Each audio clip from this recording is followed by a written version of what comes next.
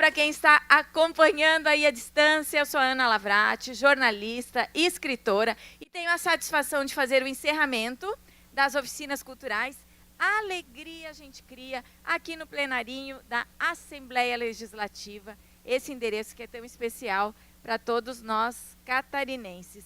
E olha só, gente, como que surgiu essa ideia de transformar o livro Alegria a Gente Cria, um livro com 95 poemas, que eu lancei no ano passado, no Museu da Escola Catarinense. Como que surgiu a ideia de transformar isso num material didático, aí disseminar, levar para mais pessoas?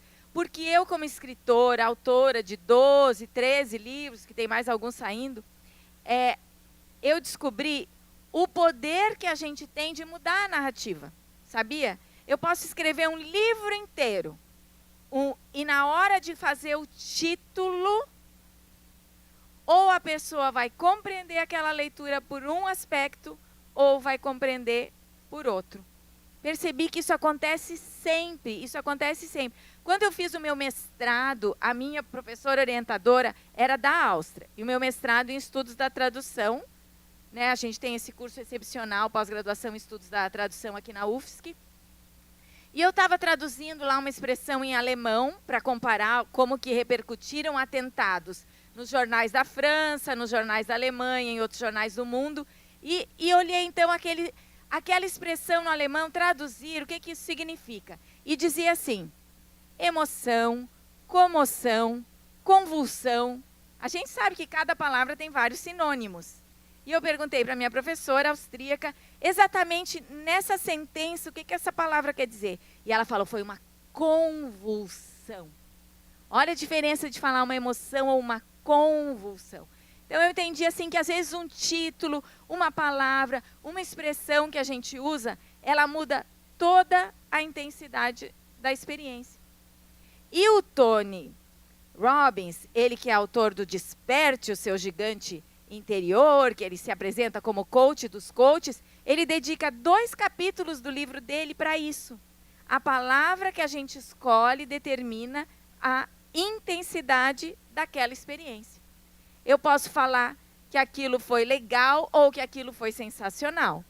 Aí vem o Augusto Cury, psiquiatra, autor de best-seller, uma pessoa excepcional, e ele diz: e a intensidade da narrativa determina como essa memória vai ser armazenada.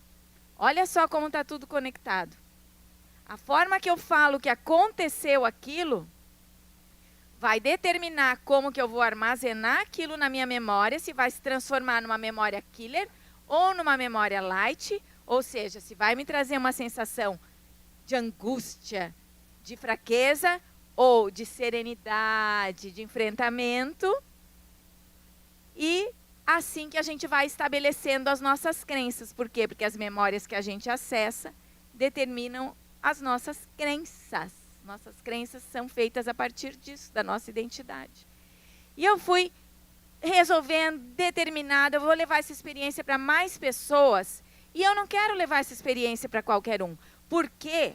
Se eu sou aquela pessoa que vou na academia todo dia, super saudável, super sarado, quanta coragem que eu preciso ter para mostrar o meu bíceps, para dizer, olha como eu sou forte. Quanta coragem isso exige?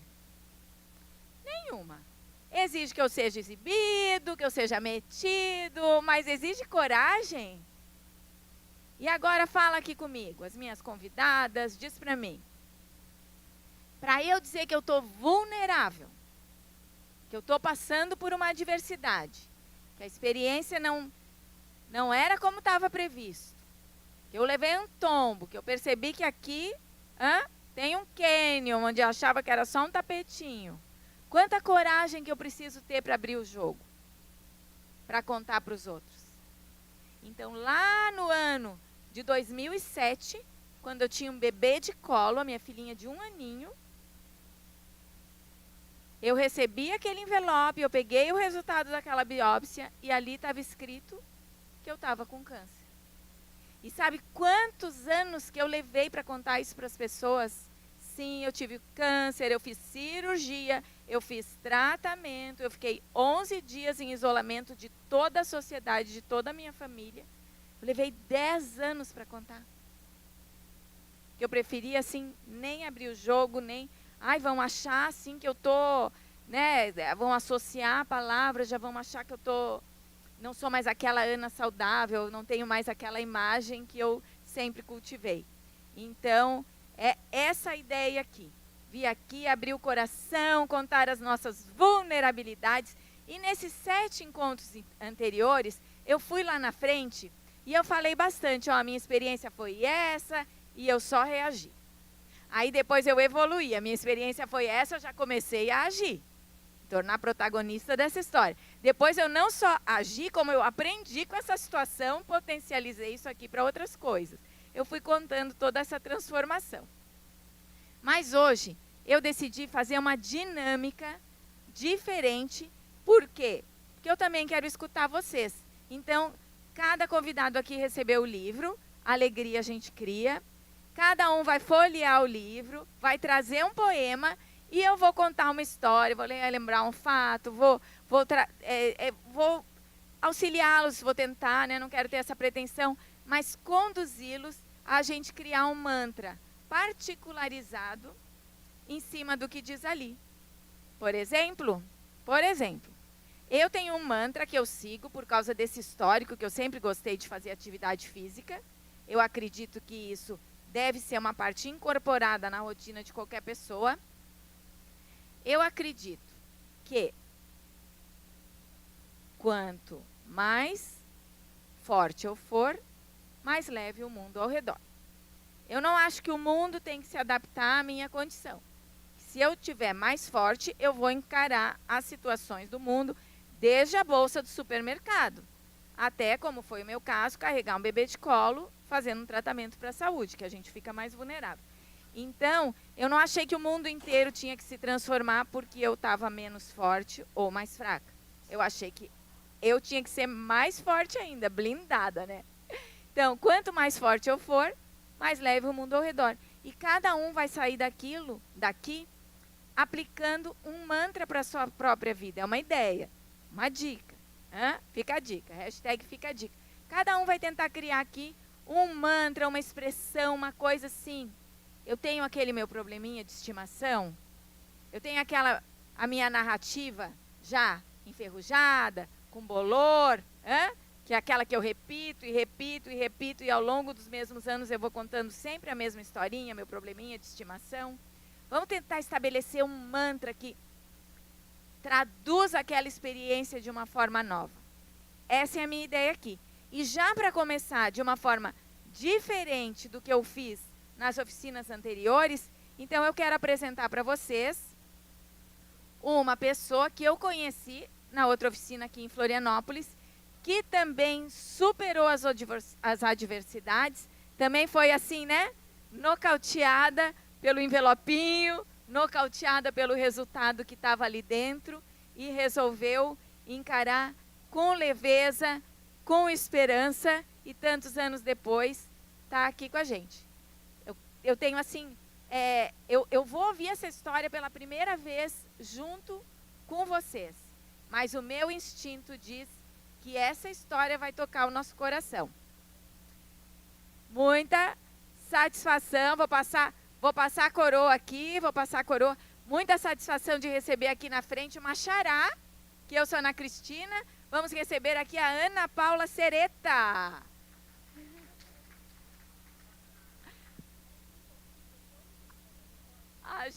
A gente não escuta como se estivesse falando muito alto aqui, né? Mas estamos ouvindo bem? Lá em cima? Tá. E nós somos da mesma safra, a Maria, diretora administrativa da MUC, que está aqui conosco, eu e a Ana, a gente foi daquela mesma safra ali de receber os diagnósticos, então vamos mostrar para vocês que tantos anos depois, vai um pouquinho mais para lá, Ana, é possível estar aqui não só bem, mas ainda com fôlego sobrando para compartilhar aí com vocês. Ana, como é que era a tua vida naquela época? Então, prazer, eu sou Ana Paola. Obrigada pelo convite, Ana. A gente se conhece há muito pouco, acho que 10 dias mais ou menos, mas é uma honra estar aqui. E eu fui diagnosticada com câncer no dia 23 de dezembro de 2005. Nunca esqueço, né? Não tem como esquecer. E nessa época, eu tinha um bebê, o Lorenzo, de uns 4 meses, e já estava grávida de novo de 3 meses. Então, foi tudo muito intenso na minha vida. Saí O de Natal casa. sozinho já é intenso. O Natal sem nenê já é intenso. Então, seria o nosso primeiro Natal. Então, toda a expectativa. Primeiro neto, primeiro filho, primeiro sobrinho. A minha irmã está lá, que trabalha aqui na casa. E daí, nessa época, como eu tive uma gravidez junto da outra, eu achei assim, final do ano, estou cansada, estou, sei lá, com anemia, qualquer coisa do tipo. Mas daí, eu fui fazer um exame e o sangue escorreu e não parou. E a enfermeira chamou o médico. Aqui, tá. Daí chamou o médico, daí eu fiquei preocupada. Daí eu tinha um jantar naquele dia, resolvi ir e tal. E o médico ligou para o meu marido, que ligou para minha mãe e falou, não, ela não pode, ela tem que ir para o hospital, daí ficou assim. No dia seguinte, eu fui no HU. Daí, na mesma hora, fiz exames e já fui diagnosticada com leucemia. Eu recebi a notícia, minha irmã vomitava no banheiro. Eu fazia químio, ela vomitava. Então, daí eu fiquei assim, chocada. E estava grávida, o outro bebê lá, o que nós vamos fazer, né? E eu só lembro que eu falei para a mãe assim, eu não quero abortar, eu só não quero abortar. Aconteça o que acontecer, vai ser pela natureza de Deus, mas não me deixa abortar, foi o que eu falava para ela. Daí comecei o tratamento, fiquei lá no HU 9 dias, daí fui transferida para o Celso Ramos. Então, assim, conheci um médico que foi maravilhoso, que me mudou o protocolo. Mas como que era a tua rotina antes? Se tu gostava de fazer exercício, como é que tu estava cuidando da tua saúde? Que atenção que tu dava para ela? Bom, eu sempre vivi de dieta, sempre tive facilidade para engordar. Então, assim, eu sempre estava matriculada em alguma coisa. Mas não fazia muitos exercícios, mas sempre fiz algo, sabe? Que fosse caminhada, eu ia 2 vezes na academia, mas me cuidava normal, assim. Tinha consciência que a saúde é uma coisa importante na vida. Sim, tanto que eu fazia pré-natal, normal, fiz pré-natal em novembro, estava ótimo, em dezembro já estava com a doença. Então, fui pega mesmo de surpresa, foi muito rápido, assim. Pergunta, vamos lá. Não, agora eu quero voltar aí para a tua narrativa, né? Porque eu gosto sempre, antes, de chamar atenção para isso, né? Que os nossos músculos, eles têm memória, gente. Às vezes tem situações na vida que eu brinco que os meus estão com amnésia. Muitos. Mas eles têm memória, então eu gosto sempre de chamar atenção para prevenção, para fazer os exames, né? Não, sempre fiz muito acompanhamento. Para o diagnóstico precoce, para a gente ir lá e não fugir. E quando chega o diagnóstico, e agora? O que acontece? Não, a hora que tu toma o diagnóstico é um soco no estômago, né? É um buraco sem fim, assim. A hora que tu recebe a notícia que tu tá com câncer, não tem explicação. E quando tu quer falar o que é, parece que tu volta de novo para aquela sensação, não é? Chega a dar aquela coisa no estômago, assim. Acho que quem já passou por isso sabe. É super difícil receber o diagnóstico, mas eu acho muito importante a gente confiar no médico e confiar, acima de tudo, em Deus, assim. Que daí eu lembro que naquela época eu fazia quimioterapia e falava assim, que ela faça efeito no meu corpo e não no corpo do bebê. Que a quimio faça efeito no meu corpo e não no corpo do bebê. Eu fazia a quimio pensando isso. Tanto que o Gabriel nasceu perfeito, nasceu saudável, a gente não imaginava, achava que ele ia ter várias malformações. A mãe, eu acho que assinou, né, muita coisa, isentando os médicos de toda a responsabilidade, foi uma escolha minha. A primeira médica queria que eu interrompesse a gravidez, e eu falei que não, daí depois a gente trocou de médico. E, no final, assim, eu acho que quando uma pessoa fica doente, ela nunca fica doente sozinha.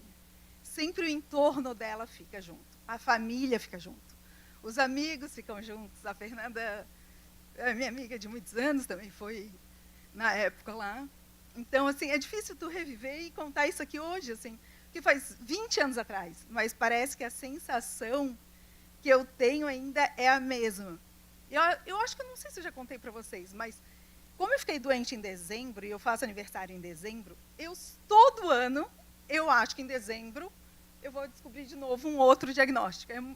E é muito louco isso, né? Então, eu acho que está na hora de eu mudar essa narrativa.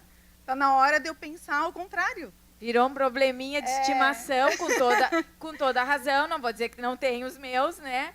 Mas armazenou lá na memória de uma forma que ficou acessível e volta pra gente. Então, assim, eu estava com 30 anos na época, eu faço 50 anos agora, e é impressionante como, às vezes, algo que acontece no passado, a gente carrega a vida inteira, né? Eu fico impressionada com isso. Eu não quero, e esse ano eu decidi assim, não, chega. Se eu ficar doente de novo, vai ser em outro mês, não vai ser em dezembro, ou ninguém sabe. E quando eu fiz o tratamento, eu falava para o médico, tá, e quando terminar? Daí ele assim, quando terminar, é vida normal? Daí eu falei, não pode, mas eu vou achar que eu não... Daí ele assim, não, é vida normal. A chance de tu adquirir de novo um outro câncer é igual de uma outra pessoa. Daí, no começo, tu fica meio perdida. Mas daí depois, o que aconteceu? Fiz todo o tratamento da leucemia. No meio do caminho, 1 ano depois, eu tive meningite. Daí foi pior ainda. Daí eu fiquei internada, fiquei em coma, porque eles não aceitavam como que uma pessoa estava fazendo tratamento de câncer, foi pegar meningite junto. Baixou a imunidade, aquele rolo todo. Daí eu não lembrava nem que tinha filho, nem que tinha família, nem que tinha nada. Fiquei em coma, de repente ressurgi. Ah, será que ficou com sequela? Não ficou com sequela? Eu digo que eu fiquei, mas eles dizem que não. Então, passou. Depois, Covid, peguei 3 vezes. Depois peguei influenza, peguei dengue. Então, assim, o histórico é grande. Ana, toca aqui. O histórico é grande, eu acho que assim, ó. E uma coisa que eu sempre carrego, assim, eu fazia químio e pensava assim, eu sou mais forte que a dor, sou mais forte que a dor, sou mais forte que a dor. Então, eu acho que às vezes a gente tem que pensar alguma coisa boa mesmo, sabe? Porque é muito fácil tu se apegar naquela situação que é muito difícil. A hora que a morte chega perto da gente, eu acho que a pessoa tem que ser muito evoluída para ela falar assim, estou livre, quero ir. Comigo não aconteceu isso.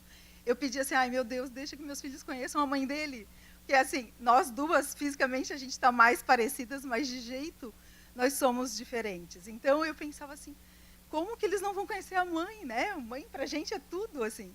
Então, eu hoje sou grata, ganhei essa graça, meu filho ganhou a graça de ficar saudável. Então, assim, está fazendo faculdade, os dois hoje já fazem faculdades, então eu tenho o Lorenzo, de 20 anos, o Gabriel, de 19, e como o Gabriel nasceu prematuro, durante 1 mês eles ficam com a mesma idade. Então, é meio doido, assim, né? É rápido. Uhum. E eu nunca imaginei isso passar, nunca me imaginei passar por isso. E quando eu fiquei grávida, minha irmã assim, como que tu ficasse grávida de novo, uma pessoa esclarecida? Não fui nada. E daí eu, assim, sei lá, e 4 meses depois estava com câncer. Então, Ana, então, antes de tu falar, porque eu sei que tem mais capítulos aí, mas... Posso pegar essa água? Claro. Só para ver como acontece nas melhores famílias, gente. O meu tratamento também foi em dezembro.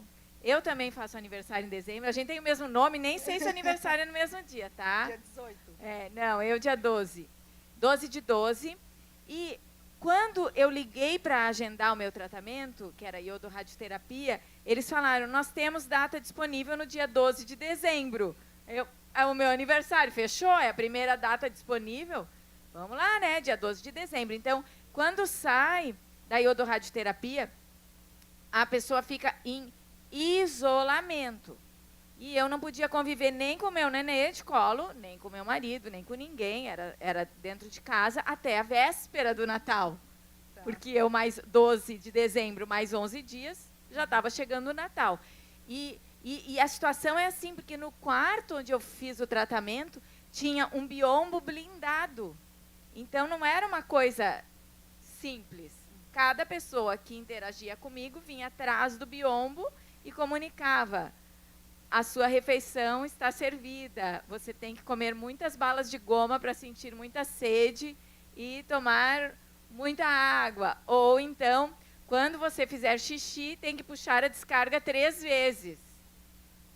Quem que quer ouvir isso? A gente se sente contagiosa, né? Uhum. Então, o que aconteceu quando eu voltei para casa tendo provado essa experiência, com um detalhe que eu estava em luto pela minha mãe, fazia 15 dias que a minha mãe tinha morrido. 15 dias. No dia dessa internação eu estava em luto. Então, como que eu comecei a me sentir, Ana Paola? Olha só quem eram as únicas personagens que eu via na minha frente. A Cinderela não tem mãe, a Bela, da Bela e a Fera, não tem mãe, a Branca de Neve não tem mãe. Minha sabe? filha não vai ter mãe. Sabe aqueles contos de fada que eu via com a minha filhinha no colo e eu só via o príncipe, o beijo, os anõezinhos, a mina de diamantes? De repente, não. Eu só via madrasta. Todas as princesas eram órfãs e é isso que acontece que vicia a nossa narrativa. A gente pega uma situação e define assim, tudo que vai acontecer a partir de agora é seguindo essa linha. E é isso que a gente tem que romper com o monólogo interior vencedor, com o hífen, vencedor. Para vencer a dor, começa mudando a nossa narrativa e deixando para lá o nosso probleminha de estimação, dando menos intensidade e menos volume para ele. E quando começaste a te recuperar, Ana? Quando eu comecei a me recuperar, eu fiquei 72 dias internadas no hospital. Então, foi bem intenso, assim. E daí depois, eu acho que no começo, eu jurei que eu ia ser uma pessoa melhor, que eu ia mudar, que eu ia não sei o quê, que ia fazer tudo diferente. Tu até tenta e acho que até consegue por um período. E daí depois entra na roda viva de novo, e daí comecei a fazer, às vezes, alguns erros do passado, já voltaram de novo. Mas eu acho que igual a gente nunca sai de uma situação dessa. Eu acho que a gente sempre muda. Em alguma coisa a gente muda, nem que seja para a gente, sabe? Eu lembro que quando eu saí do hospital, eu senti o vento na janela do carro, assim, que era uma sensação muito boa. Então, o que eu percebo que na época do hospital, o que eu queria eram as pequenas coisas. Sentar na mesa para comer, que daí não tinha, que daí era só na cama, né? Ou era na cama ou era ali. Eu não podia nem ir no corredor, porque a imunidade era muito baixa, então eu ficava o tempo todo trancada dentro do quarto. Daí também não via o Lorenzo, daí todos os dias ia um médico para ouvir se o bebê estava vivo ou não. E aquilo era uma angústia, porque às vezes eu ouvia, às vezes não ouvia. Então, teve um médico que eu falei para ele assim, mas tu sabes o que tu tens? Eu falei, sei. Daí ele assim, mas tu sabe que é grave? Eu falei, eu sei, mas eu tenho certeza que eu vou ficar curada. Daí ele não acreditava naquilo, sabe? Tu via na cara dele que ele não estava acreditando. E eu tinha uma convicção que eu ia ficar curada, que eu não sei da onde. Eu acho que eu sei, assim, que era muita gente rezando na época, que a minha mãe é bem de igreja, bem católica, então era uma corrente de oração. Na época também, assim, eu precisei tomar plaquetas, daí não tinha plaquetas no Hemosc, fizeram uma corrente, assim, acho que durante um período o Hemosc falou que foi um período que eles mais, na época, né, tinham arrecadado de plaquetas e de sangue. Então, às vezes, a gente não se dá conta, mas quando, às vezes, uma situação assim, vulnerável, pode fazer uma movimentação na sociedade também. E, no começo, eu até tentei ir no TMO algumas vezes, que daí eu fiquei internada dentro do TMO, para conversar com as pessoas que estavam passando pela mesma situação. Mas é muito difícil. Parece que tu revive aquilo de um jeito... Tu entra bem, mas tu sai, daí às vezes tu se pergunta, meu Deus, por que eu fiquei bem e o outro não, né? Quem que escolhe isso? Assim, então, às vezes é tão difícil tu acreditar e tu conviver com isso. Eu lembro que assim que eu entrei no TMO, uma moça estava tendo alta. Eu só sei que ela era de Balneário Camboriú e o nome dela é Sônia. É a única coisa, mas não consigo nem lembrar o rosto dela. Ela assim, ó, eu só vou te dar um conselho, mesmo sem fome, tu come. Eu achei estranho aquilo, mas eu estava começando, né? Eu falei, tá, boa sorte, boa sorte. Passou, eu não sei mais nada dela. E daí, depois, fazendo a químio, claro que a boca enche de sapinho, de afta, fica enjoada, não consegue comer e tal. E eu lembrava da frase dela, mesmo sem fome, tu come. E, tipo, eu sempre briguei com a balança, assim, a vida inteira. E, na época, eu precisei tomar sustagem para engordar. Eu falei, gente, isso não é normal. Sabe, a vida inteira tu querendo ser magra, e agora que tu tá magra, tu tem que tomar sustagem. Então, a gente tem uns conflitos, umas coisas assim na vida da gente tão difícil, mas essa frase me ficou marcada. E quando tu me convidou, eu falei assim, ai, gente, será? Eu nunca fiz isso. Eu falei, mas de repente eu posso dar uma palavra para alguém que está passando por algum momento assim que Posso vai dizer para essa pessoa comer. Come. Acho que é por isso que eu gosto tanto da relação com a comida, sabe? Tudo lá em casa a gente faz em torno da comida. Tipo, existem várias linguagens do amor, né? A linguagem do amor na minha família, da mãe, do meu pai, tipo, é oferecer comida, assim. A gente nunca fala, eu te amo, abraço, essas coisas. O negócio é dar comida. Então, essa relação com a comida pra gente é muito forte mesmo. Que legal. Depois a Ana volta mais aqui, traz mais a tua experiência. A Ana vai continuar com a gente, né? Obrigada por enquanto, porque eu quero a participação da nossa plateia. Eu quero que vocês abram o livro aí e levante a mão e diz assim, olha, e sobre isso aqui, hein? Como que a gente pode interpretar? Juliana! Ana, obrigada. É uma alegria muito grande estar aqui participando. Eu estou encantada assim, pelo teu trabalho. Eu abri, a primeira página que eu abri, eu já senti significado nesse poema, né? Eu posso ler, então. Um gesto, um passo, avançando quase nada. É melhor do que a apatia, de quem só sonha muito. Esperar para começar quando puder abraçar o mundo, só vai ampliar a estada, se culpando de mãos atadas. Ele fez todo sentido para mim, assim, porque eu sempre me culpei por, às vezes, precisar de mais tempo que o outro, ou ter um caminho, assim, diferente do outro. Então, agora eu consigo ver, assim, que cada passo importa, viver cada dia, assim, importa, né? Então, já fez todo sentido para mim, sabe? E sem se culpar também, né? Olha só, quando a Ana Paola contou, eu estava grávida e tive um diagnóstico. Descobri que estava com leucemia. Eu lembrei quantas vezes, quantas amigas falaram, eu estou organizando a minha vida para engravidar. Quando o trabalho estiver assim, eu vou engravidar. Quando o casamento estiver assim, eu vou engravidar. Quando a minha mãe vier ajudar a cuidar dos filhos, eu vou engravidar. Quando terminar o doutorado. Uma amiga disse uma vez, quando eu terminar de reformar o quarto do nenê, eu vou engravidar.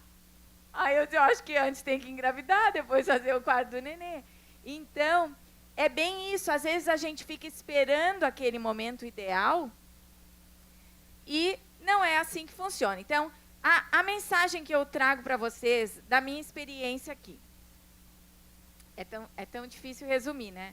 Porque o meu marido, ele é hoje uma pessoa com deficiência física oculta, não são todos que percebem que ele tem deficiência física, porque ele tirou um pedaço da coluna. Como?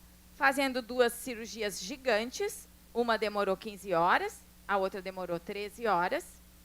Na primeira cirurgia ele saiu, seguido por uma sequência de 3 semanas em coma, totalmente incomunicável, né, de olhos fechados, sem ter noção que o tempo estava passando.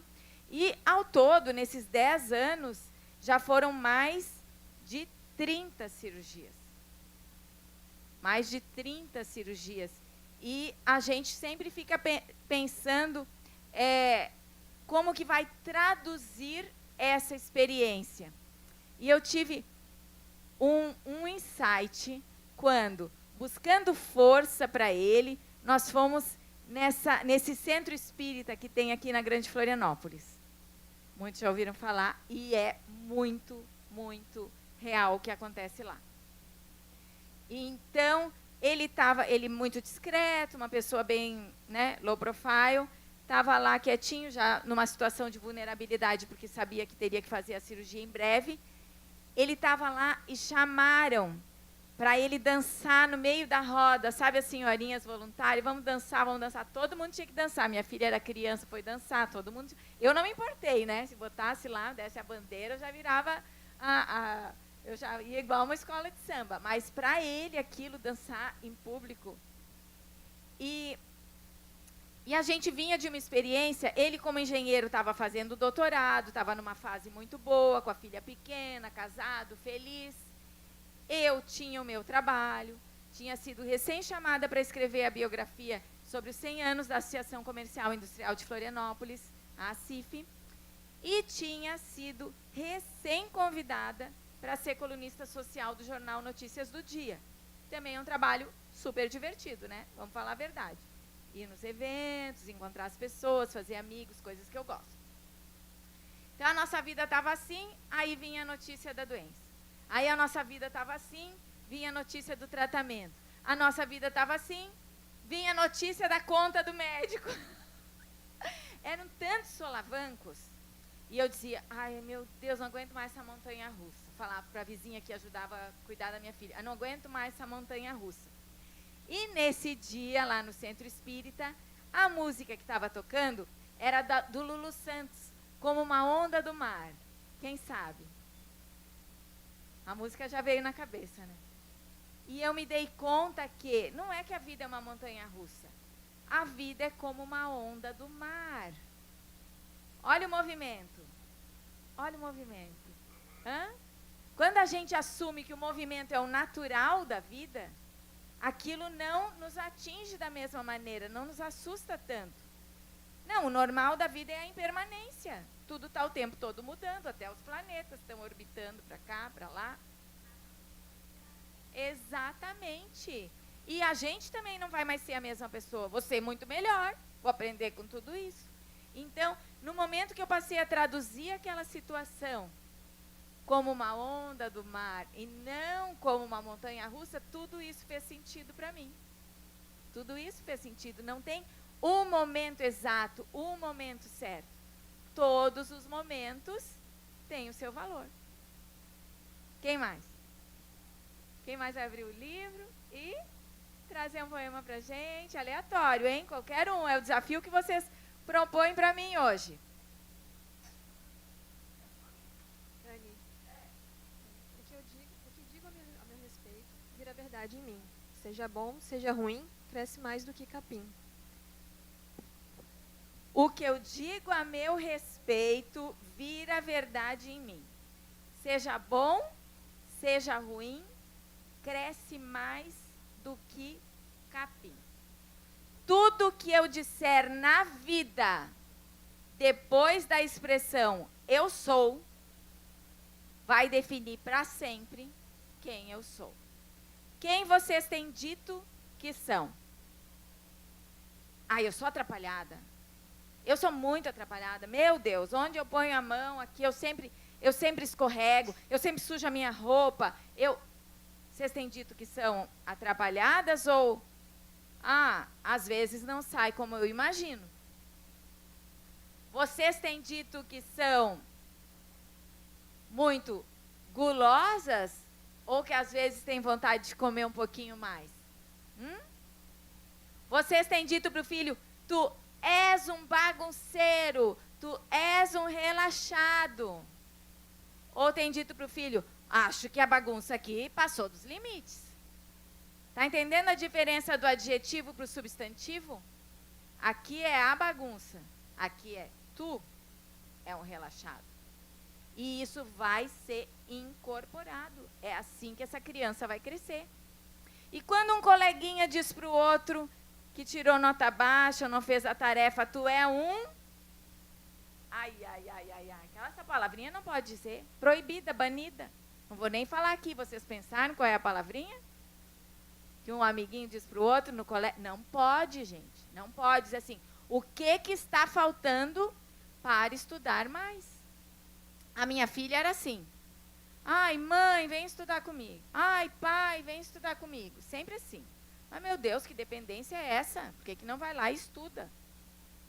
Eu fazendo mestrado, meu marido fazendo doutorado, a vontade que a gente tinha lá de estudar o beabá, né? Aí, um dia eu olhei para ele e disse assim, já reparou que a gente fica só 2 minutos e ela esquece que a gente está ali? Era 2 minutos e a gente já era liberado. Passam-se mais de 15 anos, ela recebe o diagnóstico do TDAH, que ela não tinha dificuldade para estudar, ela tinha dificuldade para começar a estudar.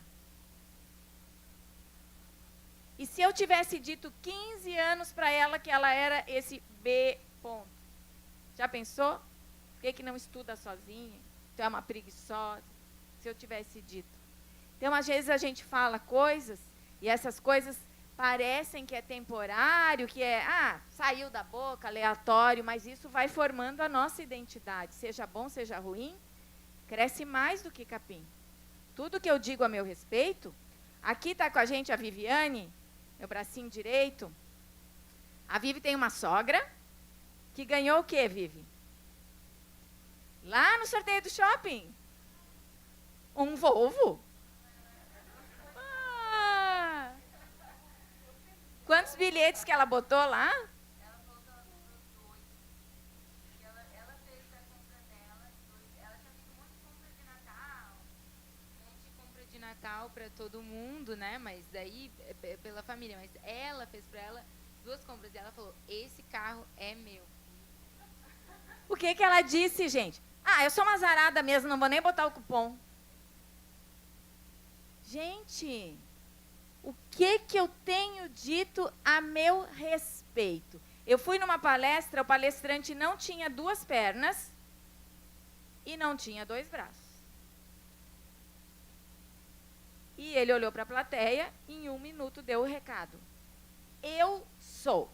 No dia que eu decidi o que eu seria, mudou. Hoje ele dá palestra lá com o Tony Robbins, lá nos Estados Unidos. Então, ele que abriu meus olhos e eu vi assim, é verdade. E sabe o que ele contou pra gente? Ele disse assim, vocês conseguem imaginar como foi no dia que eu nasci? Quando a minha mãe pegou um nenezinho ali, sem perna e sem braço, eu já tive que chegar conquistando o mundo. Não foi assim, ó, tapete vermelho, tá com a vida garantida. Não, eu já tive que chegar conquistando. E a minha família me convenceu que eu podia ser tudo o que eu desejasse ser. Então, é isso. O que que eu vou dizer a meu respeito a partir de agora? Quando eu vou lá falar com os públicos, às vezes tem muita gente. Eu vou estar no Dallas Summit agora em outubro. No ano passado era um público de 3.000 pessoas.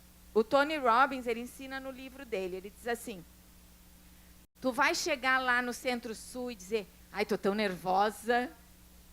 Ai, tô tão nervosa. Tu vai chegar lá e vai dizer assim, estou curiosa para saber o que que vai dar isso aqui. Hã? E é assim que funciona, a gente tem que sempre traduzir. Então, como uma onda do mar, não tem nada de sou gulosa, é estou ou eventualmente, sabe? Então, escolher essas amenidades aí para lidar com as expressões. Outra, assim, que para mim faz muito sentido. Eu vou dizer o quê? Que eu estava de luto, vocês lembram quando eu fiz o tratamento? Fazia 15 dias e a minha mãe tinha morrido. Ela morreu no dia de Santa Catarina, 25 de novembro. Eu vou dizer agora, 18 anos depois, que eu perdi a minha mãe? Não. Eu vou dizer que a minha mãe morreu porque ela não está perdida. Para mim é muito claro que a minha mãe não está perdida. Eu sei exatamente onde que ela está. Eu sinto ela, eu consigo me comunicar com ela. Então, a forma que a gente fala, perdi a minha mãe, se perdeu agora, desestabeleceu a conexão aí. Caiu o sinal do Wi-Fi, alguma coisa aconteceu. Então, a gente tem que escolher as expressões para sempre se fortalecer a partir daquilo ali. Outra que eu gosto muito, tá? Por exemplo, quem olha lá nas redes sociais vai ver que eu estou sempre com as mesmas roupas. Aí vai dizer, ai, olha a Ana lá com aquela roupa velha, né? Sempre quem trabalha com moda não vai gostar do que eu vou dizer. Mas, ai, sempre a mesma roupa, que hoje é assim. Então, pega aquela roupa quando eu vou investir em outra coisa agora, eu vou estudar, tenho outras prioridades, ou estar até pagando um tratamento de saúde, vou investir em outras coisas, eu vou ficar chateada de usar a mesma roupa, ou eu vou olhar para ela e dizer, vem comigo, minha roupinha de estimação, hashtag tamo junto, vamos lá. Tudo é a forma como a gente encara. Beleza? Combinado? Quem mais aqui vai trazer um poema? Mariane. Posso falar uma coisa antes para... Onde é que está a Paula? Está lá em cima. Querida, eu não sabia da tua história, tá? Eu só queria te dizer que você é uma fênix, tá? E toda a tua energia e a alma boa que você tem, o teu coração, fizeram com que você seja essa pessoa que você é hoje, né? E que a gente que costuma ir lá na Ana Mayra, né? Você tem uma energia contagiante, você tem um coração contagiante. Então, continua assim, tá? A minha frase é a seguinte: às vezes parar rende mais que disparar. Alguém quer comentar aqui? Eu tenho outro exemplo para essa história ali. A situação do meu marido, não quero dramatizar aqui, ainda mais com transmissão ao vivo, porque eu estou falando de outra pessoa, né? Não estou falando de mim. Mas foi realmente a corda bamba ali, né? Não sabia para que lado que ele ia cair naquela situação. E a ponto de as pessoas que me atendiam lá no hospital se preocuparem com a minha mochila, porque como eu estava fazendo mestrado, trabalhando, etc., onde eu ia, eu levava o meu computador na mala de rodinha. Eu ia e o trabalho ia junto, não ia deixar de trabalhar, porque uma cirurgia com 15 horas de duração, a gente tem que fazer alguma coisa. Eu estava sozinha lá na sala de espera, em Curitiba. E eu via que eles se preocupavam muito, mas depois que caiu a ficha, eles se preocupavam muito com a minha mochila. Mas você viu que tem porta-volumes, que tem guarda-volumes. Eles estavam achando, essa mulher vai sair gritando aqui quando a gente der a notícia inevitável e ela vai acabar perdendo o computador dela pelo caminho, né? Então, a situação era bem crítica, bem crítica. E assim que ele voltou para o quarto, que ele melhorou um pouquinho, a gente, então, teve esse upgrade. Ele saiu da UTI, foi para o quarto do hotel e foram quase 3 meses de internação. E aquele quarto lá eu digo hotel, o quarto de hospital virou o nosso quarto de hotel, porque era em outra cidade. Então, tudo que eu tinha estava ali, não é assim, agora vou para casa tomar o meu cafezinho, que eu estou acostumada, comer o meu biscoitinho, dar um beijinho de boa noite na minha filha, ver o meu cachorrinho. Não, a nossa realidade era aquele quarto do hospital. Mas, em dado momento, como a gente também estava tendo muita despesa, me chamaram para fazer um cerimonial aqui em Florianópolis. Ana, vem, eu vou, porque aí eu aproveito, eu vejo a minha filha, organizo a minha casa, molho minhas plantas. O cerimonial era uma festa de 15 anos que era de noite, tipo 10 da noite até a meia-noite.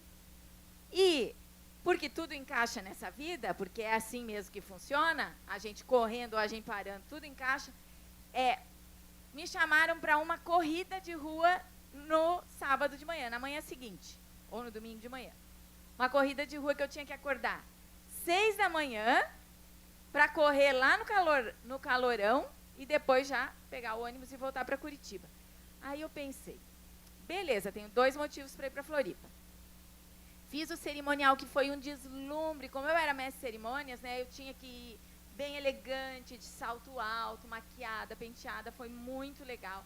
Cheguei em casa assim, até como se tivesse aberto um pouquinho a janela. Nossa, ainda existe vida real, né? Porque estava muito claustrofóbica dentro do hospital.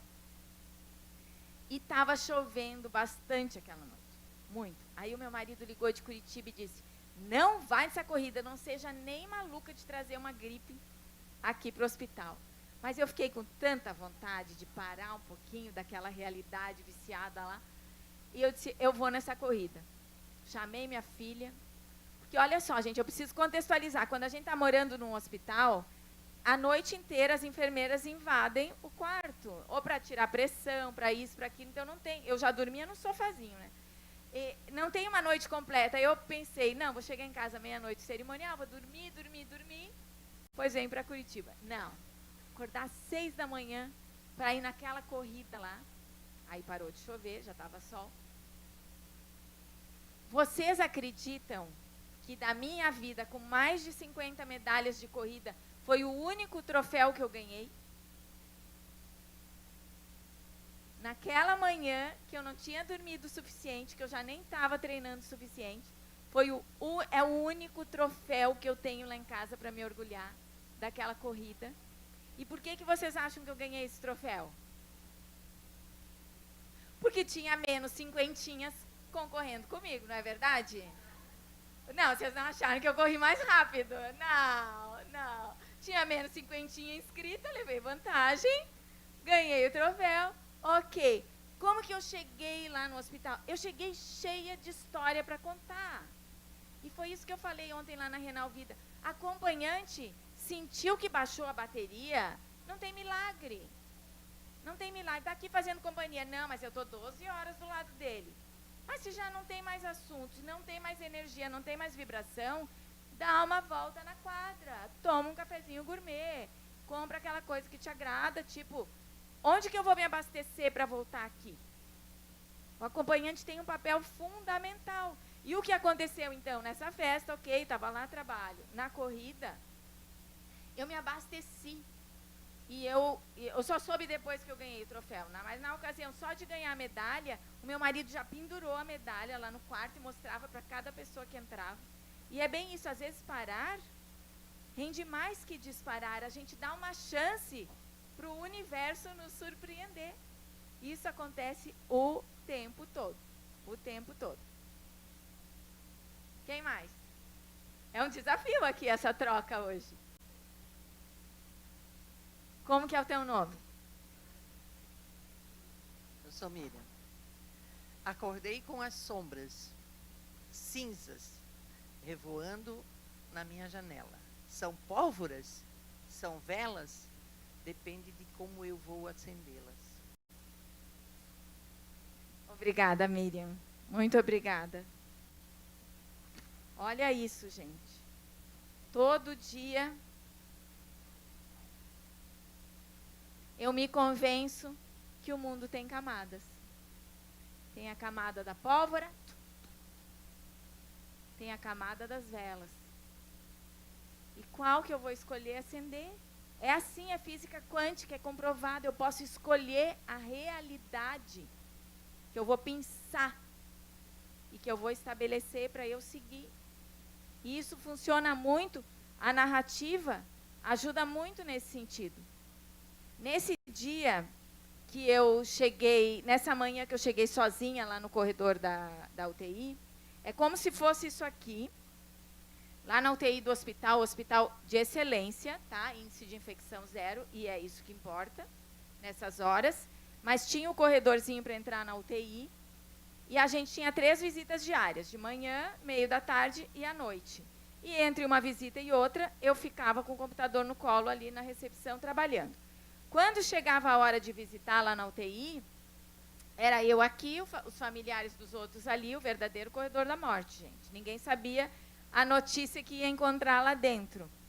E às vezes eles diziam, tivemos uma intercorrência, a visita vai atrasar 1 hora. A gente ficava 1 hora assim, sabe? Na expectativa, sem saber o que vinha, o que ia acontecer aqui. E a primeira vez que eu conheci esse corredor, a médica veio falar comigo e ela disse, nós estamos muito preocupados. E eu respondi para ela, é porque tu não conhece o meu marido. Porque eu conheço meu marido e eu sei que ele tem disciplina e que ele vai... Hein, Ana Paola? Não foi essa a tua receita também? E eu falei para a médica, manda ele respirar. Porque o meu marido, ele é tão, assim, o que tem que fazer, ele faz, não foge da raia. Eu disse, manda ele respirar. Ele estava com 100% de respiração artificial. Manda ele respirar. E um pouquinho, cada dia, ele foi se recuperando. Então, assim, nem na hora mais terrível, eu não perdi a esperança. Se a fé é inteira, não existe bênção pela metade. Eu acreditei naquilo. Às vezes a amiga diz assim, minha filha viajou, estou aqui rezando. Mas é o GPS, estou fiscalizando onde que ela está, quanto que gastou no cartão de crédito, quanto que é isso, quanto que é aquilo. Mas, gente, confiar é outra medida. Se eu tenho fé, eu não fico o tempo todo dizendo, mas Deus, estou desconfiadinha aqui, manda um WhatsApp com uma atualização em tempo real para eu entender o que está acontecendo aqui. Não é assim que funciona. Quando a gente tem fé, tem que ter fé e acreditar e ter esperança. Vocês sabem a diferença da disciplina e da garra? Olha, até é de um livro chamado Garra, tá? Não é Percepção. A disciplina me leva até aqui. A pessoa mandou eu fazer. Quem que é essa pessoa? É o meu chefe, é uma pessoa que tem mais hierarquia, ou meu médico mandou eu fazer, eu sigo com disciplina o que ele mandou eu fazer. A garra me traz aqui. Qual que é o atributo que faz a diferença entre a disciplina e a garra? É a esperança. Se eu não tiver esperança, eu só vou até o limite da disciplina. Mas, se eu tenho a esperança que eu vou ganhar aquele troféu, como dizia o Bolt, quem que lembra do Bolt aí? Meu Deus, maior corredor de todos os tempos. Sabe por que ele corria no início? Porque ele queria comprar uma máquina de lavar roupa para a mãe dele. Eu vou tirar minha mãe daquele tanque. Esperança de ver a minha mãe menos cansada. A mãe dele não diz, filho, tenha disciplina, corra para me comprar uma máquina de lavar roupa. Era dele, era a esperança dele de dar mais qualidade de vida para a mãe dele. Isso dá uma garra na gente. Então, é assim, quando a gente tem esperança, quando a gente acredita que tem o poder de escolher, ou uma pólvora, pegar uma arma, ou escolher uma vela e ser um ser iluminado, todo o cenário muda aqui, gente. Todo o cenário. Quem mais? Alegria a gente cria. Qual é a página? Página 75. Às vezes a vida pira, então respira, porque ela gira e sempre conspira a favor do amor. Pessoal, eu acho que a gente já está aqui há mais de uma hora conversando, ainda não abriu o telão, mas agora vai ser necessário para vocês entenderem o que é uma vida pirada, conspirar a favor do amor. Olhem o que eu vou mostrar aqui para vocês. O que aconteceu no dia que o meu marido saiu da UTI. Essa era a minha filha, 9 aninhos. Toda aquela alegria imensa de saber que o pai teve alta. Aos poucos, naquela ocasião, ele não conseguia nem segurar na mão uma colher de sobremesa de gelatina. Ele não tinha força para segurar a colher, porque a medicação faz isso. Ele perdeu toda a força e demorou muito tempo para ele conseguir sentar por segundos, depois caminhar, falar, porque a traqueostomia deixou ele com calo nas cordas vocais, e aprender a beber, porque ele perdeu a sensibilidade, se tomasse água ia se engasgar. Então era só mingau de água, né, no início. E ele usava, como ele fez mais de 30 cirurgias, para tirar o líquido, a secreção, a cicatriz tem 30 centímetros. Para tirar essa secreção, o tumor era na base da coluna. Ele usava um curativo a vácuo, que era uma maquininha que ia puxando líquido. E a minha filha ia carregando a maquininha. Então, quando ele... Isso aqui, a gente estava comemorando demais já. Uma pessoa que estava aqui em pé, caminhando no corredor, fazendo sua fisioterapia. E eu podia contar essa história, assim, de forma bem dramática. Mas, olha como a vida conspira a favor do amor. Lá em Curitiba, a amiga que disse, Ana, fica aqui na minha casa, era uma amiga que eu tinha conhecido um fim de semana, encontrei com ela assim, hall de hotel, conversa, convive, cada uma no seu quarto, uma total estranha até aquela data. Ela disse, fica na minha casa, eu tenho quarto sobrando, né? Vou te receber lá em Curitiba. E nesse dia, essa amiga, ela era tão presente, tão irmã, tão necessária, que ela me convidou para ver os tapetes do Corpus Christi, no início de junho, lá em Curitiba. E no dia que o Espírito Santo me encarou, foi o dia que o Márcio foi para o quarto.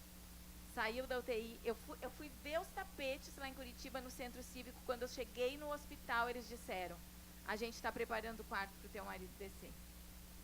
Então, é a vida conspirando a favor do amor. A gente viveu outras realidades lindas lá, que acabou, foi revista, foi site, foi televisão, todo mundo foi entrevistar o Márcio. Então, aquele paciente que estava com risco de perder a sua própria identidade, porque quando está 3 meses morando aqui, o que tu é? Tu já nem tem mais as tuas roupas, Não tem mais a tua filha, não tem mais a tua casa, não tem mais a tua comidinha. É tudo no ritmo dos outros. Então, uma pessoa que estava vulnerável a ponto de perder a sua própria identidade, ele se tornou famoso lá no hospital. Vocês não têm noção, era assim, onde ele ia, todo mundo conversava, todo mundo agradava, e todo mundo dizia, tá famoso, ei, aquilo ali era totalmente sensacional, por causa da entrevista que ele deu na televisão sobre o dia da pizza. Foi uma brincadeira que eles fizeram lá. E agora, para a gente entender o que se passa entre a doença e a recompensa. Olhem lá essas fotos. Em 2022, quando o Márcio estava numa fase muito feliz, já tinha passado toda a Covid, então ele circulou menos, ele sentiu que ele era menos diferente dos outros, que em casa ele é uma pessoa comum e na rua de muleta ele é muito mais lento, ele tem demandas mais específicas. A gente estava pronto para ir para os Estados Unidos em 2022, aquela viagem planejada durante toda a pandemia.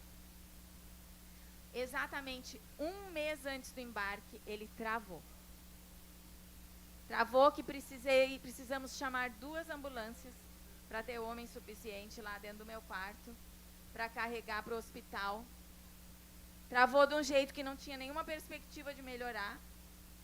E a minha filha disse, mãe, mas a gente está organizando isso aqui desde a pandemia, só para vocês entenderem o sentimento. E eu falei, então, quer saber? Então nós vamos. Então a gente vai para os Estados Unidos, vou eu e tu, teu pai fica aqui. E o Márcio ficou, claro, tinha gente de olho, mas ficou sozinho e com aquela frustração de não ter podido nos acompanhar. O que ele faz? Xinga o mundo? Ah, vou passar o dia de pijama, não vou fazer a barba, não vou me cuidar, não vou cuidar da alimentação, vou comer um pacote de bis. Não. Ele se cuidou tudo que ele podia, até que não tinha mais o que fazer, ele pegou o celular e comprou um cachorrinho.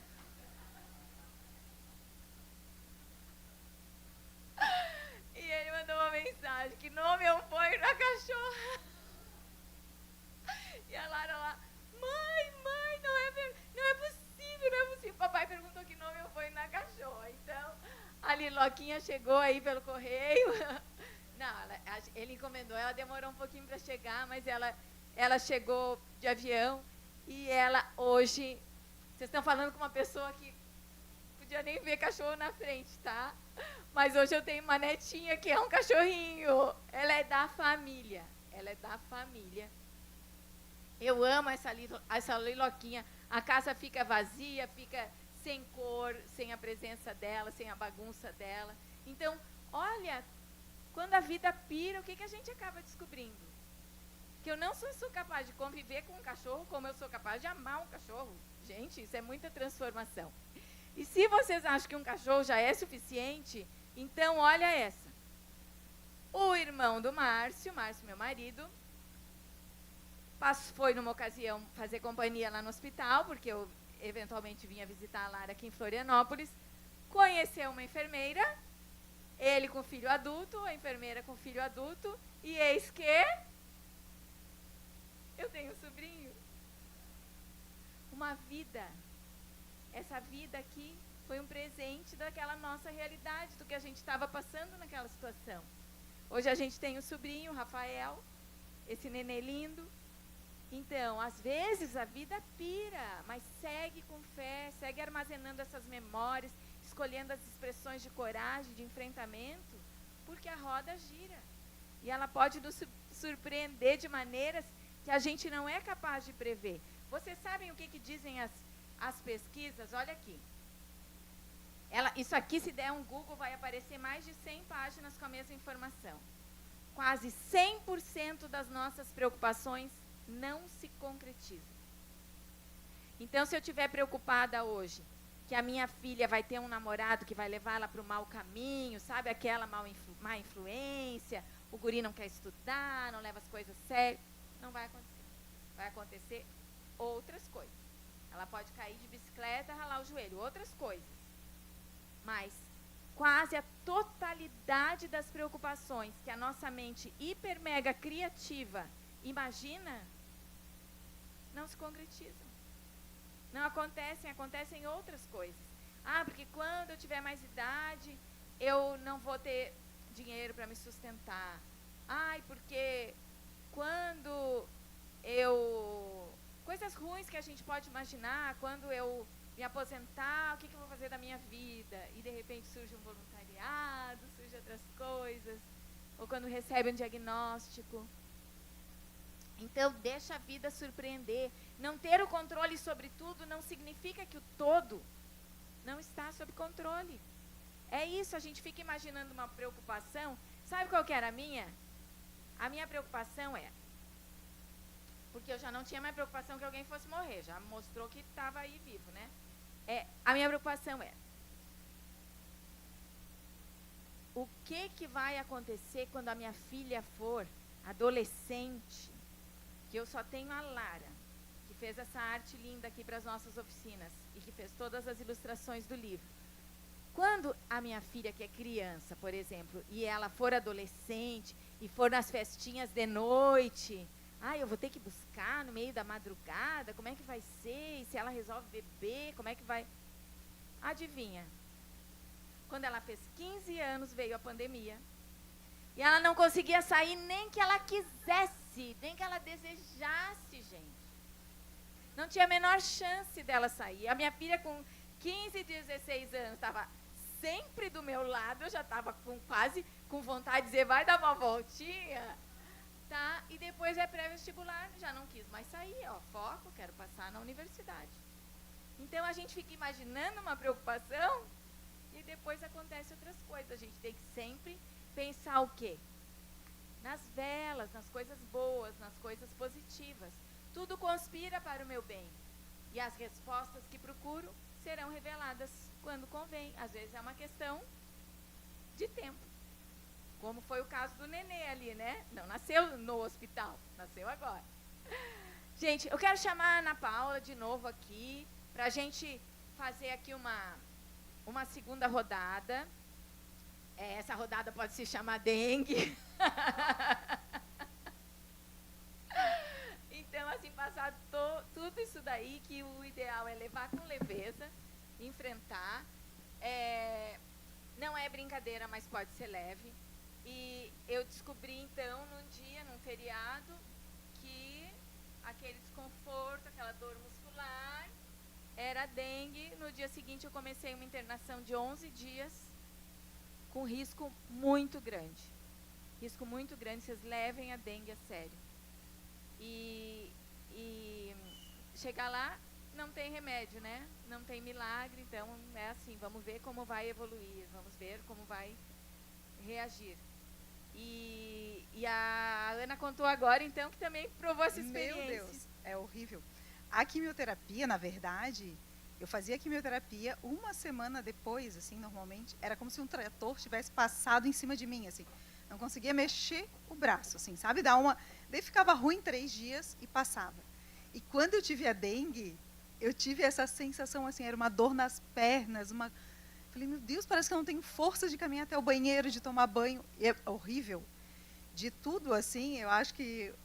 Engraçado, né? Mesmo tendo tido câncer, mas o que me deixou mais aflita foi a meningite e foi a dengue.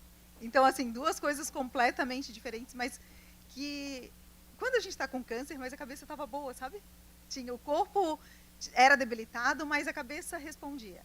E daí com a meningite, não.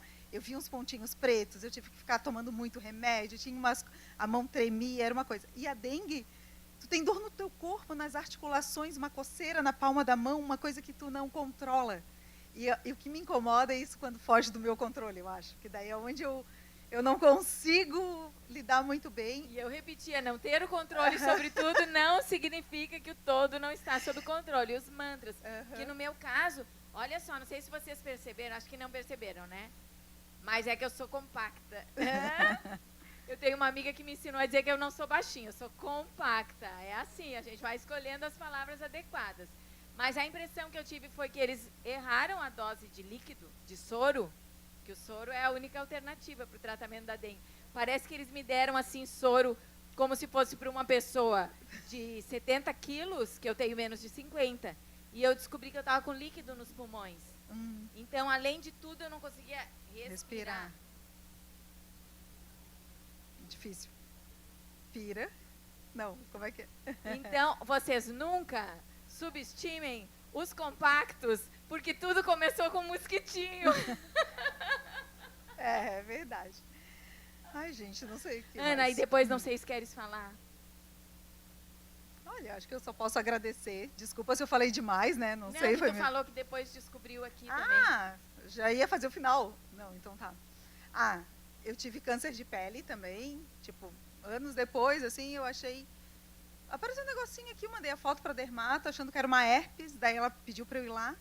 Daí ela me chamou para dar o diagnóstico. Daí, assim, quando chamou para ir, eu falei, putz...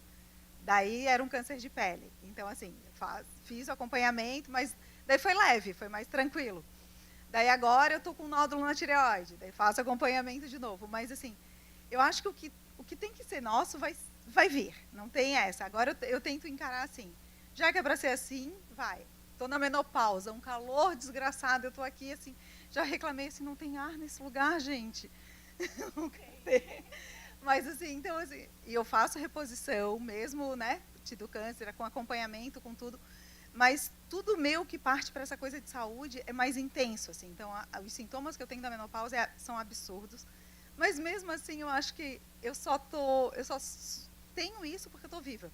Então, é isso que eu carrego, assim, tens vergonha de falar a tua idade? Não, eu quase morri aos 30, então, se eu vou fazer 50, eu agradeço que eu vivi mais 20 anos, que eu tenho essa oportunidade de ter vivido.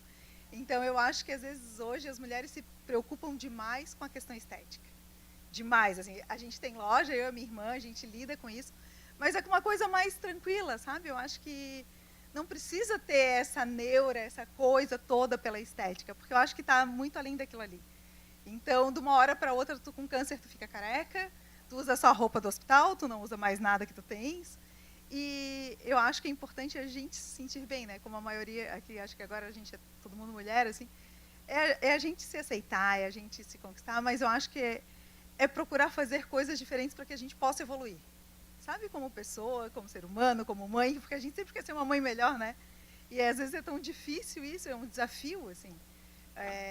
Ser esposa melhor, às vezes a gente quer, às vezes não, então... então é diferente. Ana Paola, essa aqui é para nós, vem aqui. Vem aqui, vamos todo mundo ler junto. Olha lá. Vocês estão conseguindo enxergar? Porque está com a luz meio acesa. Esse está no livro. Se eu me cobro e me encolho a cada pequeno erro, vocês juntos, declino do poder que teria ao meu alcance. Mandar em mim com afeto, essa é a minha chance. Escolher as palavras com que eu falo comigo, deixar de ser carrasco e me tratar como amigo. Trocar a autocrítica pelo tom de conciliação. Tentar pensar o fato entre tanta fabulação. Só com mais acolhida e menos comparação, a vida vai condizer, com prazer, aquilo que eu posso ser. A Ana trouxe isso aqui. Às vezes a gente está pegando aquela pessoa da rede social, aquela pessoa com filtro, aquela pessoa que postou uma coisa e meses depois vai dizer, vocês lembram daquela ocasião? Eu menti. Na verdade, eu estava muito angustiada e eu fingi que estava tudo bem. Às vezes a gente está pegando aquela pessoa e está dizendo, mas eu quero a roupa igual a dela. Eu quero o cílio igual a dela, eu quero a unha igual a dela. E o nosso verdadeiro valor está na nossa identidade. Na nossa identidade, é só com mais acolhida e menos comparação que a gente vai desabrochar. É assim que funciona. Então, a gente não tem que ficar se culpando ou se tratando como carrasco, se dando ordem, achando que não foi suficiente. Não, sempre se aplaudir. Por quê? Eu mencionei aqui antes o Augusto Cury e as memórias. Killer e Light. Ele que explica que 90% das nossas memórias, elas são no piloto automático. 90% do que eu faço no meu dia, pegar o celular, olhar o WhatsApp, olhar o Instagram, olhar o Facebook, é isso que eu faço o dia inteiro? Não, mas 90% das atividades que eu faço, que é sentar, levantar, pegar água, pentear o cabelo, Eu não preciso acionar uma memória muito especializada com mestrado, doutorado, PhD. Não, é aquela memória básica ali. E tem as memórias killer e as memórias light. E a maneira como eu falo comigo, eu fui numa situação, falar em público não foi exatamente como que eu estava prevendo. Quando eu saio dali, o que eu digo para mim? Ah, tu não te preparou mesmo, devia ter convidado mais pessoas, devia ter feito um outdoor, ou acho que a tua imagem que não está adequada, e sai se xingando, e igual um carrasco, gente, se maltratando. Ou então sai dali e diz assim, hoje foi assim, agora eu vou pegar o melhor daquela situação, tudo que funcionou, e vou comemorar. Vou celebrar, vou contar para aquela amiga, vou contar para aquela pessoa. E aquilo ali cria uma memória light. Uma memória light. Quanto mais intensidade tem as memórias, mais no topo ela fica, mais disponível para eu acessar. E se a memória light está lá em cima, quando eu preciso, qual memória que eu vou acessar? Ontem uma amiga disse que assistiu um filme alemão, e nesse filme alemão ele tinha um banco de memórias. E ela falou, Ana, a gente dava risadas, que era uma comédia, de tão aleatórias que eram as memórias. Ele estava no meio de uma situação super tensa. A minha filhinha, quando estava no balanço, ele tinha um banco específico de memórias que traziam uma sensação positiva. Então é isso, se eu saio daqui me culpando, eu vou criar uma memória tensa, intensa, que vai ficar disponível como uma coisa negativa para eu consultar no futuro. Mas se eu celebro, se eu acolho, se eu respeito, ela vai ficar guardada como uma fonte de motivação para as próximas. Não é isso, Ana? Isso mesmo. Pessoal, alguém gostaria de fazer mais um comentário, trazer a sua experiência, mais alguma coisa? A ideia era isso, uma horinha aqui de interação, mas para saírem praticando o monólogo interior vencedor e sempre lembrar que está aqui, ó, nas nossas mãos. O que eu posso fazer com esse dedo? O que eu faço com esse dedo aqui? Eu abro o meu celular. Abro o meu celular. Isso é uma grande coisa, uma grande coisa. Com esse dedinho aqui que eu abro o meu celular, eu transfiro dinheiro, eu faço Pix. Ai, poderoso, hein? E aqui tem uma digital que é só minha. É só minha, eu sou único, exclusivo, pessoal, é intransferível. Sou eu. Então, é isso aí, a gente tem que pegar, se valorizar e se tratar muito bem. Com a tua fala, né, me veio muito essa questão da nossa polaridade, da alegria, e a emoção polar seria a tristeza, né? E aí essa semana eu escutei ali num Reels do Instagram que fala que a tristeza é a véspera da boa decisão. E eu achei que fez todo sentido, assim, porque é isso, né? Quanto a gente fica na nossa mente remoendo, né, coisinhas que, às vezes, né, tristezas, principalmente a tristeza, falo por mim, da minha história, assim, de lutos não elaborados, né? Então, coisas assim que, poxa, mas não foi como eu queria. Mas ok, foi como o universo trouxe de presente para mim. Então, para que a gente tome cada vez mais boas decisões através das afirmações positivas. E gratidão. Obrigada por estar aqui com a gente. Só para concluir, então, pessoal. Só para concluir, existem, sim, dores profundas e dores reais. Mas existem também as dores que a gente cria. Que não é fato, é fabulação. Sou jornalista de formação. Como que a gente traduz o que é um fato no jornalismo? Se o cachorro morder a pessoa, é um fato? É uma notícia? É uma manchete? Não, é parte da rotina. Mas se a pessoa mordeu o cachorro, ai, é notícia, gente. Como que a pessoa mordeu o cachorro? Então, assim, não, tem fato que realmente parou, isso aqui foi um fato, isso aqui aconteceu, não. Mas tem também a fabulação, que é o que a gente cria. E às vezes isso acontece simplesmente porque a gente não está entendendo, dominando as linguagens do amor, as diferentes linguagens do amor. Porque a pessoa, às vezes, ela demonstra o amor com um presente, demonstra o amor com uma declaração, demonstra o seu amor com a presença. Olha só, ela está o tempo todo juntinho. Ah, mas não trouxe presente nem disse que me ama. É uma linguagem do amor, a presença. Ela demonstra o seu amor com o toque. Ela não deu presente, não disse que me ama, mal ficou aqui. Mas me deu aquele abraço quando chegou. O toque. E tem mais uma linguagem do amor, que é o serviço, o gesto. Aquele pai nunca disse que me amou, mas me dava as caronas. Aquela mãe nunca disse que me amou. Ah, mas a comidinha ela fazia. Me acordava com omelete. Gente, então, às vezes a gente olha para aquela amiga que ganhou a bolsa, que ganhou o sapato, que ganhou um jantar do marido, que ganhou um anel, que ganhou alguma coisa, e fica, então meu marido não me ama o suficiente, e cria uma historinha de dor. Isso vale para a sogra, vale para a chefe, vale para a colega de trabalho, vale para quantas pessoas? A gente não interpreta adequadamente, cria uma história de dor. E a ideia é essa, filtrar. Filtrar a intensidade disso aí, o quanto que é real. Eu gosto de brincar. Paranoia! Chega de contar a mesma história. Então, a gente tem que contar histórias reais e não fabulação, coisa que a gente imaginou que foi desse jeito. Beleza? Vou pedir para a Ana ficar aqui pertinho, porque vou receber a terceira personagem da nossa safra, a Maria, da safra das que estão aqui, né, há mais de 18 anos depois do diagnóstico, com muita história para contar. Vou passar para a Maria. E a Maria é diretora administrativa da AMUC. Ela que viabilizou esse encontro, esse espaço aqui, fez as pontes e está totalmente engajada para o que vem aí, que é o Outubro Rosa também.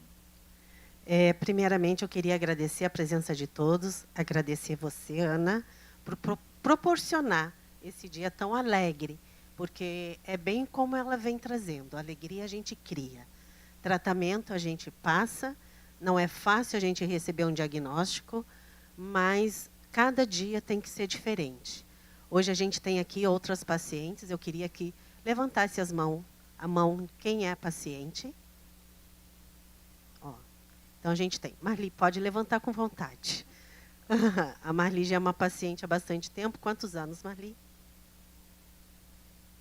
30 e poucos, né?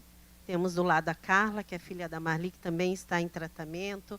Temos a Alia, a Simone, a Kátia, a Gisele, Juliana e todas as outras que estão aqui. Sintam-se abraçadas.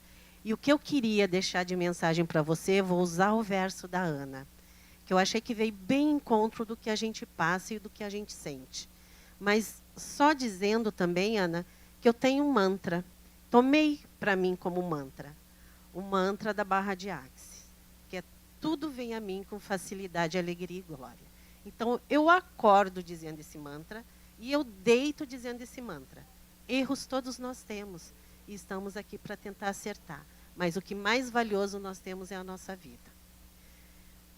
Eu queria dizer, eu gostei muito disso, então acho que vem bem do encontro do que a gente passa. Metas vencidas e mãos estendidas só são possíveis quando antes vencemos a nós mesmos, nossos limites, preguiças e preconceitos. E nisso, todos nós somos campeões. Vendo ou não, querendo ou não dar a mão à palmatória. A verdade é que estar vivo torna cada dia uma orgia de glórias. Então, eu acho que nós, indiferente de estarmos passando por um tratamento, todos que estão presentes aqui, nós temos que sim festejar que todo dia é um dia de glória. Então é bem como a Ana vem trazendo aqui. Alegria a gente cria, porque vale muito a pena viver. O tratamento, a gente costuma dizer na MUC, que a doença a gente trata com responsabilidade, porque senão é o nosso corpo que vai sentir tudo que a gente fizer contra nós mesmos. Mas a vida a gente tem que viver, porque a vida é única, indiferente. E o que passou, passou. O importante é viver o hoje. E o amanhã, programe-se, planeje-se. A gente planejou para estar aqui. né? Planejamos, criamos. A Ana criou essas oficinas maravilhosas. Tive a oportunidade de participar da primeira, que a gente falou muito, né, Ana, de transplante de vida. Então, eu acho que todas elas vêm mostrando do quanto é importante valorizar a vida. E eu tive essa experiência, Maria, porque quando eu conversei com os deficientes visuais, eles se sensibilizaram com a história de a pessoa depender de uma diálise, ter que ir lá filtrar o sangue. E quando eu fui conversar com os pacientes renais, ele, meu Deus, a pessoa atravessa a rua sem estar enxergando. Cada um viu no outro um herói. Cada um viu no outro o herói. E às vezes não olha para si próprio e reconhece o herói que tem ali. Então digam comigo, eu sou único. Eu sou único. Eu sou exclusiva. Eu sou exclusiva. Eu sou perfeita. Eu sou perfeita. Eu sou uma heroína. Eu sou uma heroína. Eu sou maravilhosa. Eu sou maravilhosa. Eu sou fantástica. Eu sou fantástica. Eu sou espetacular. Eu sou o que eu quiser ser. Exatamente. É bem isso, porque como a Ana falou, é assim, também faço parte do dezembro, né? Também comecei minhas químios em dezembro. Continuo, estou há 18 anos, sim. Tenho uma metástase desde o ano de 2021. Sexta-feira passada fiz uma químio. E a vida continua, é um dia após o outro. Então, não percam a força, não percam a fé, não percam a esperança e não percam a vontade de viver. Valeu, pessoal. Obrigada para quem veio. Muito obrigada. Se puderem seguir o meu Instagram, @merchan, @AnaLavrati, é porque no dia 25 de novembro de 25, eu vou lançar o livro Você, Heroína da Sua História, aqui na Assembleia Legislativa. Já estou emocionada, né? Faltam 2 meses. Vou lançar o livro aqui na Assembleia Legislativa, no Auditório Antonieta de Barros. É um livro com 30 biografias femininas, mulheres de todo o estado. Eu escrevi todas as histórias. Então, tem mulheres do agro, da indústria, do serviço, do comércio, da tecnologia, casada, solteira, com filho, sem filho, órfã, viúva, adotada, enfim. Histórias incríveis e todas, eu gostaria se pudessem acompanhar os detalhes aí pelo Instagram, para a gente voltar a se encontrar no dia 25 de novembro. Tá joia? Muito obrigada! Obrigada a quem acompanhou pelo YouTube também.